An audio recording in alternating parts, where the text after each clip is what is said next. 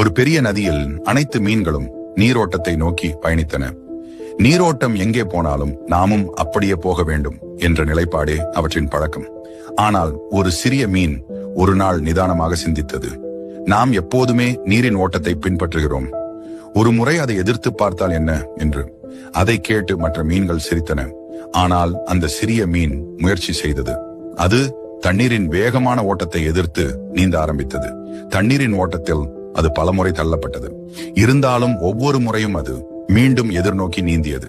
இறுதியில் தண்ணீரின் ஓட்டத்தின் எதிரில் ஒரு அழகான நீர்வீழ்ச்சியும் அதன் மேல் ஒரு சிறிய குளமும் இருந்தது.